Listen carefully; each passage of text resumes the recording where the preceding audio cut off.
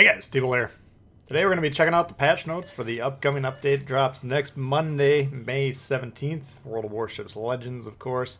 Before we get going, I want to point out we're only about 2,500 subscribers away from 20,000. Now that's going to take a while to achieve, most likely, but when I look at the analytics on the videos, about 40% of you guys watching aren't subscribed. Now when we do hit that 20K, we're going to be doing some big time giveaways, no doubt. So if you guys watch the videos and you want to become subscribers, of course the giveaways for the celebrations are always just for the subscribers, but if you want to consider subscribing today, maybe we can get there a little bit sooner rather than later. Anyway, jumping into the patch notes here. Campaign reward ship Champagne French Tier 7 Battleship. It says it offers quick traversing triple gun turrets that are among the most accurate for battleships. As a matter of fact, her 406mm guns are the highest caliber among the French battleships so far. Champagne's also pretty swift, clocking in at 34 knots when sailing at full speed, and you got an engine boost on there. So it'll be a standard campaign. You got 100 milestones, and you guys know the drill on that.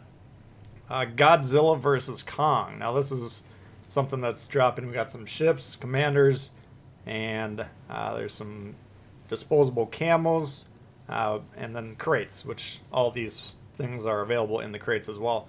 So the Godzilla is associated with the Japanese nation, and Kong, American nation. I think they're both battleship commanders.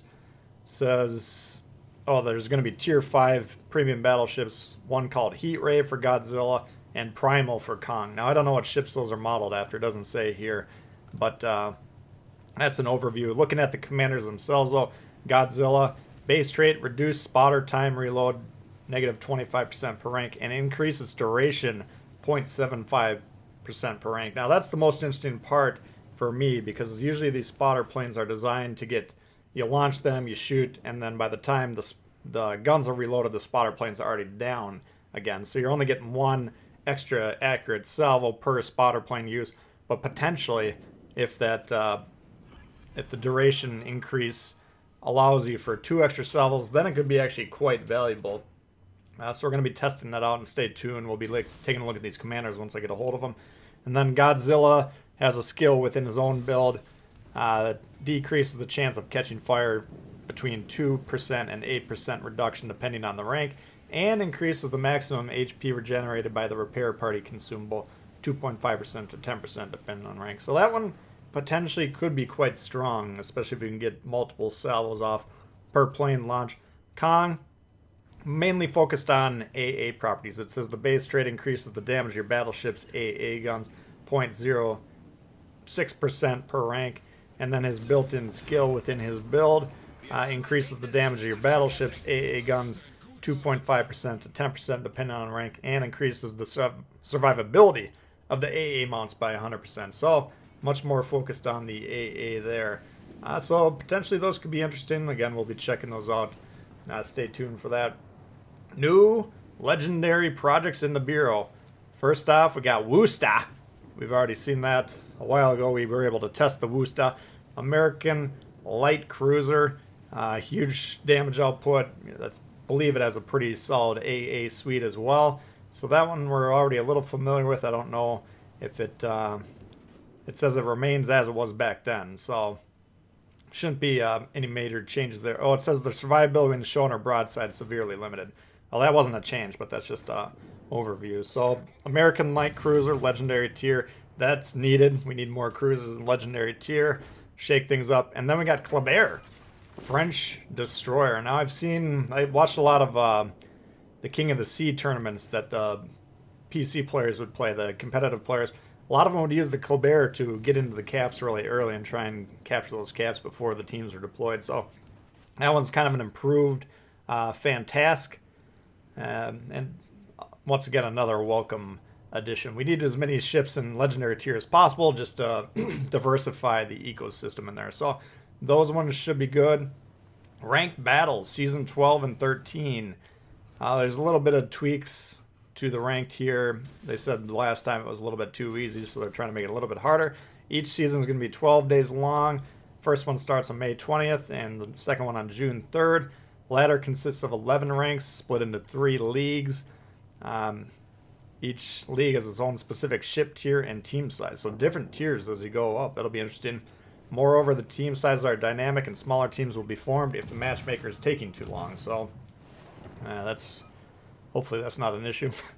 There's fewer save points on the ladder, however the best players on the losing team save their stars. The top 2 players in rank 3, or League 3, top 1 player in League 2, and then no stars are saved if you're in the top league, the League 1. Steel badges can be earned at rank 7 and more at ranked 1. Carriers not deployable in ranked battles, that's good.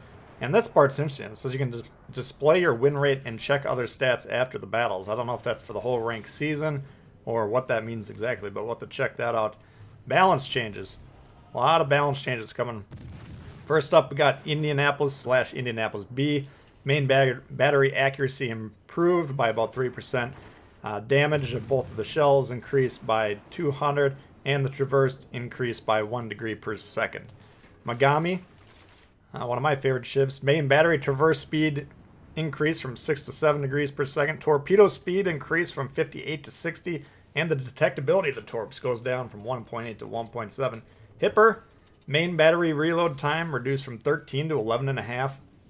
And then in the hull B, the upgraded hull, you get an additional 200 damage per HE hit, or max damage, and then 100 additional for the max AP damage per hit. So Baltimore, main battery traverse speed increased from 6 to 7. Main battery accuracy improved by about 6%. Whoa. And then again on the hull B, we're getting damage buffs. The HE 200 for a max damage hit and AP 300. And then the shell velocity actually increased by about 20 meters per second. So a little bit of a buff there. New Orleans, main battery actually increased by about 3%. Main battery reload time reduced by a second. And the traverse goes from 6.5 to 7 seconds. So a little bit of a buff there. And then destroyers. Fantastic's actually going to be taking a nerf. Default torpedo speed decreased from 75 to 69. Upgraded torps 76 to 70. And the default and upgraded torp detectability increased from 1.8 to 1.9. So apparently they were feeling that one's pretty powerful. Kagero for the upgraded torpedoes. Reload time decreased from 112 to 101. Benson.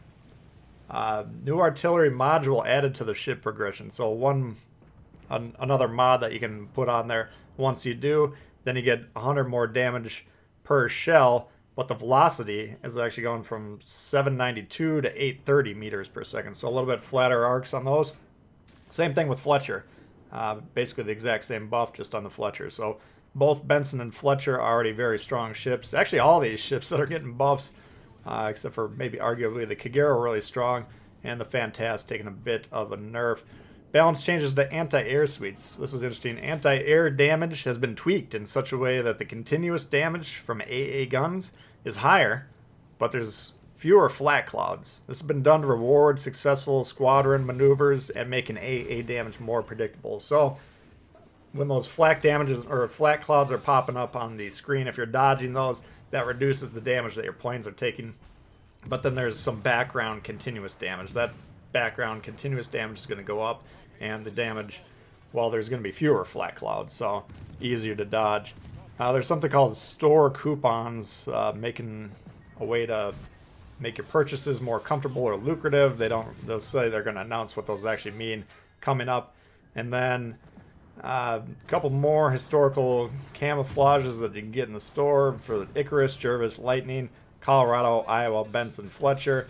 And the bug fix, you can now put the permanent camos on the Gearing and the Conqueror, which will be great for Conqueror stealth builds, and the Gearing. You need both of those on there. And then potential premium ships, Soviet Tier 5 cruiser, Admiral Makarov, and the German Tier 6 destroyer Z-35. So that's a look at the patch notes. There's not a whole lot going on there. A couple, few different things coming in, but I think next month or next update cycle they're probably gearing up for something big, so we'll see if that actually materializes or not. But this one, fairly interesting. Once again, I want to get you guys feedback on these. I always like to get the feedback from you guys on these videos. That helps me know what you're really interested in, what you're not as interested in, and that kind of helps me direct my coverage as we're going through the update cycle. So you guys let me know what you're feeling about the update. Let me know what's exciting, what you're not too thrilled about. And that's probably going to do it for this one. So if you enjoyed the video, please hit the thumbs up. Appreciate that. New to the channel, consider subscribing. Once again, trying to get as many subs as we can here so we can get some more giveaway events going on. Questions, comments, leave them below. I do love to hear from you guys, and we'll see y'all later. Peace.